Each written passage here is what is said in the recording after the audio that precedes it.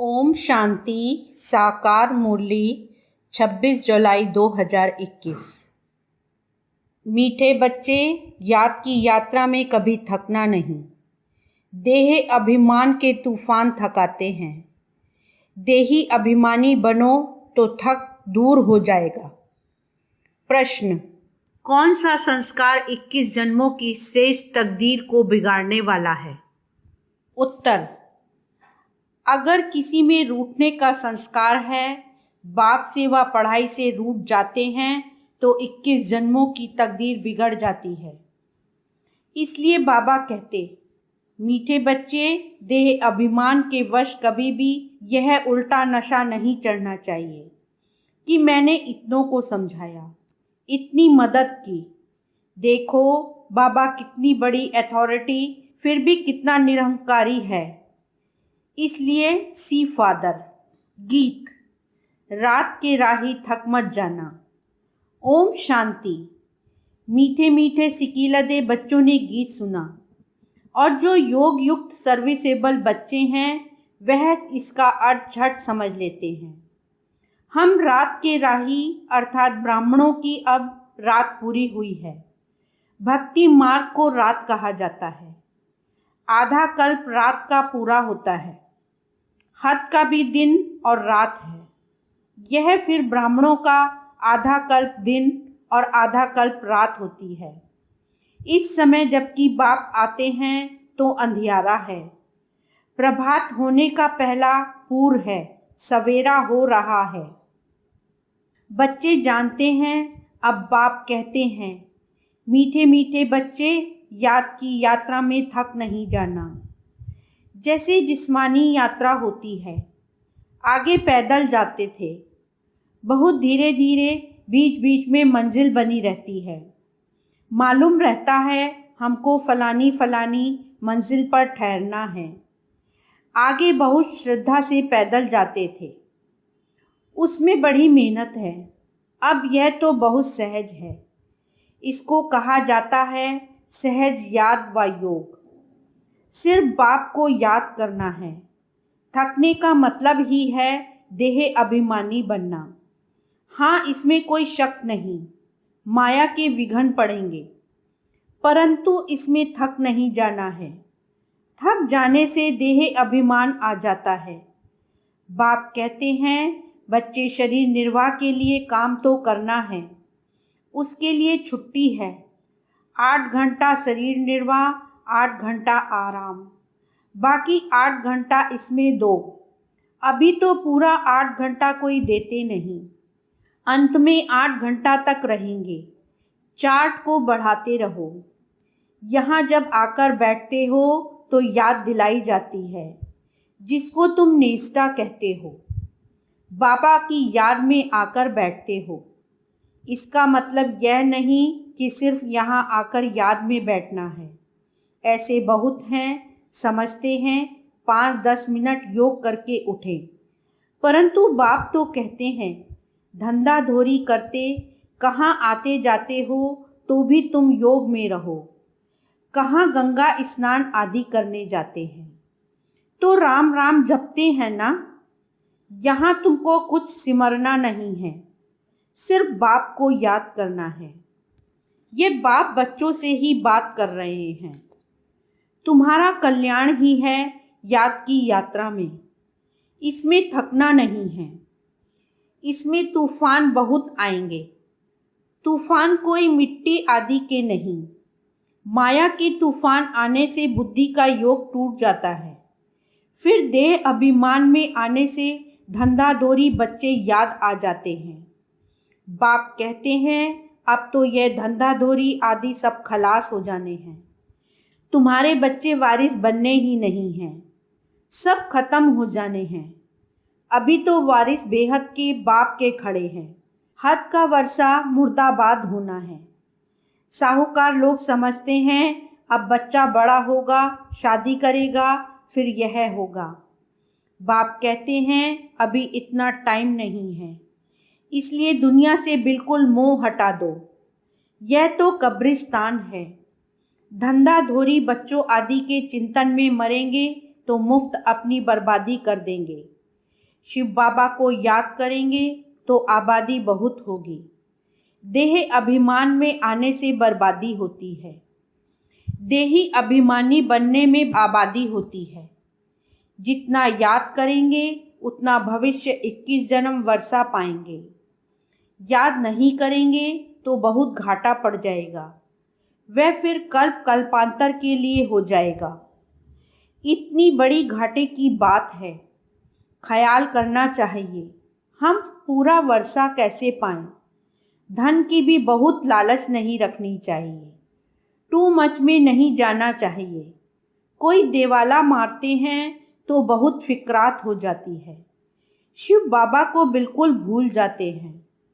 फिर दोष रखते कि ज्ञान में आए हैं तब देवाला मारा है, बीमार हो पड़े हैं। ये कभी नहीं समझना चाहिए। बीमारी आदि होती है, यह तो कर्म भोग है। अच्छा है विकर्म विनाश हो जाएंगे। धर्मराज के डंडे खाने से तो बीमारी अच्छी है ना। कर्म भोग चुकतू करना है। यह तो महारोगी शरीर है। कितनी संभाल की जाती है। चलते चलते खड़े हो जाते हैं। हार्ट फेल हो जाते हैं। ऐसी पुरानी दुनिया को तो बुद्धि से एकदम भूल जाना चाहिए।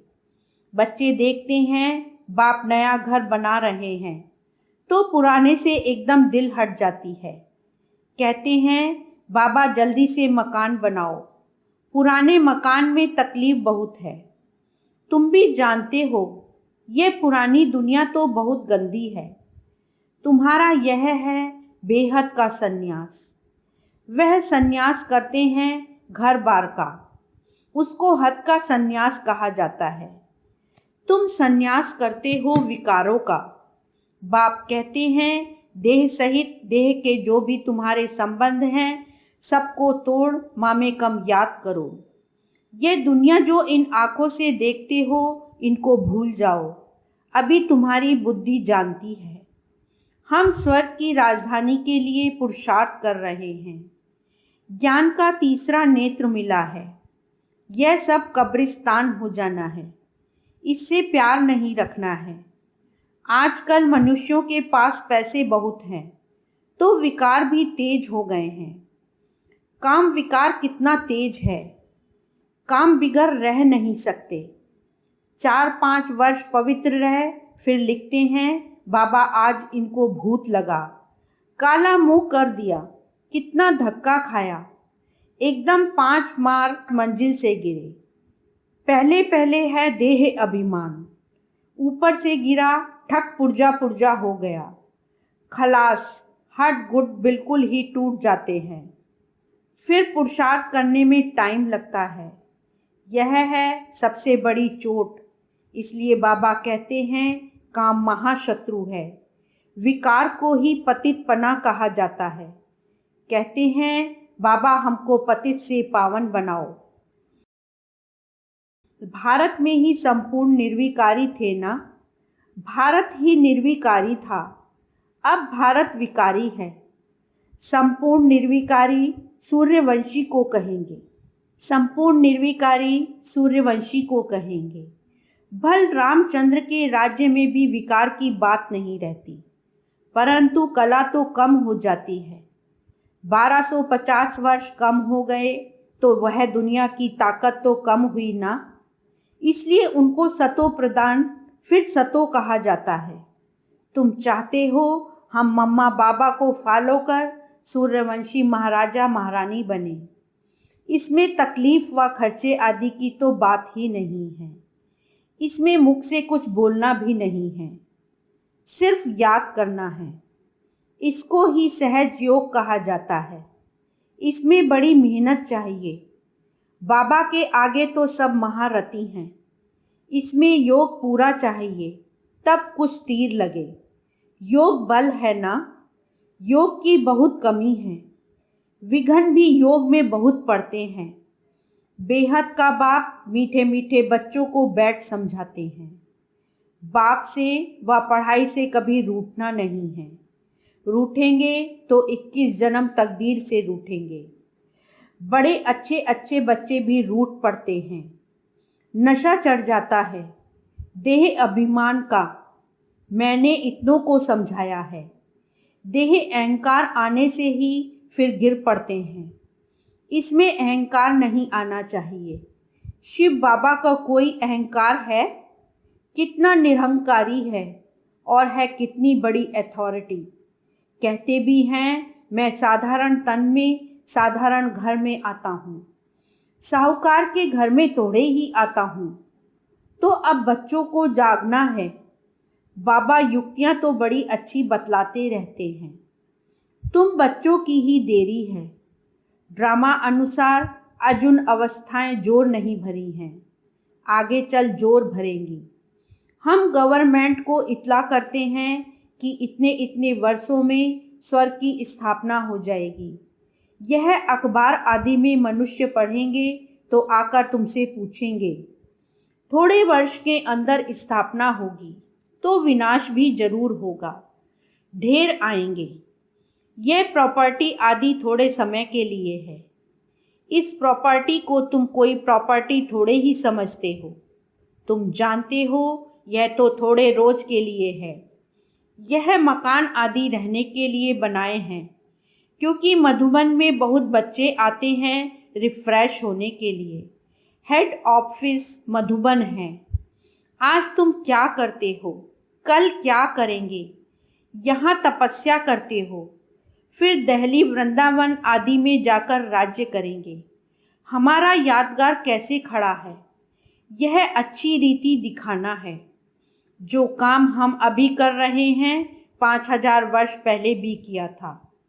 पहले पहले शिव बाबा के मंदिर बनाते हैं, बाकी दिलवाड़ा मंदिर आदि तो बाद में बने हैं। बुद्धि से काम लेना होता है। दिलवाड़ा मंदिर का भी हिसाब निकाला जाए तो निकल सकता है। पूरा हमारा यादगार है। तुम जानते हो यह स्थापना का यादगार है। तुम मीठे मीठे बच्चों को बहुत खुशी होनी चाहिए।